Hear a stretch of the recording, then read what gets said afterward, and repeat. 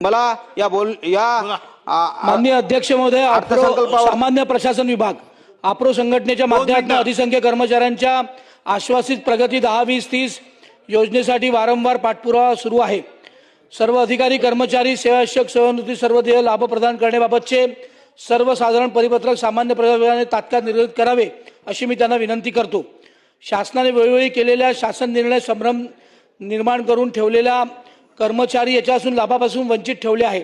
नागपुरातील श्रीमती राजश्री शेखर सेलुकर लेखाधिकारी चंद्रपूर यांच्या नियुक्तीला अपात्र ठरवले होते। मान्य उच्च न्यायालयात जाऊन त्यांच्या बाजूने निर्णय झाला, पण त्यांना अजूनपर्यंत न्याय देण्यात आलेला नाही। तात्काळ अधिसंख्य कर्मचाऱ्यांच्या बाबतीतला GR सुस्पष्ट करावा व अधिसंख्य कर्मचाऱ्यांना न्याय द्यावा। मान्य वनमंत्री बसले आहेत, मी त्यांचा धन्यवाद देतो।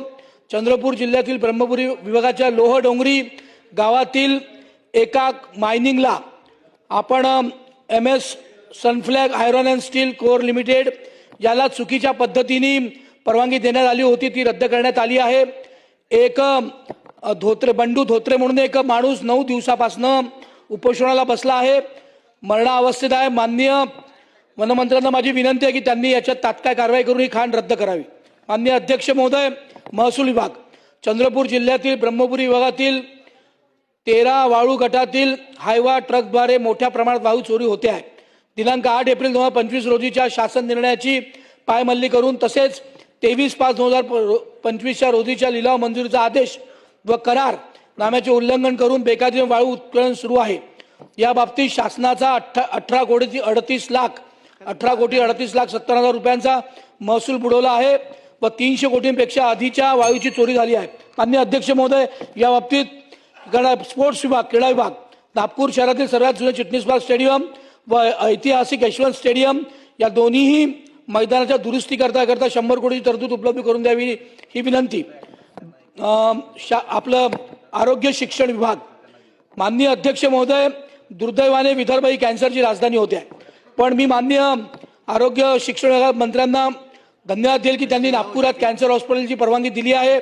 त्याकरता 74 लाख रुपये त्यांनी दिले होते, पण फक्त 16 कोटी रुपये त्या 74 कोटी रुपये दिले होते, फक्त 16 कोटी रुपये आले, बाकी पैसे आले नाही, त्यामुळे दवाखान्याचं काम थांबलाय।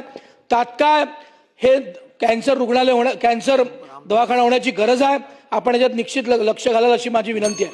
माननीय अध्यक्ष महोदय, एक शेवटचं माननीय अध्यक्ष महोदय, शालेय शिक्षण विभाग समग्र शिक्षण मधील उर्वरित 3427 कर्मचाऱ्यांना माननीय सर्वोच्च न्यायालयाच्या केसमध्ये भोलानाथ विरुद्ध झारखंड या केसमध्ये 30 जानेवारी 2026 कर्मचारी 10 वर्ष सेवा जास्त झाली असेल अशांना तात्काळ नियमित करावे असा आदेश दिला आहे।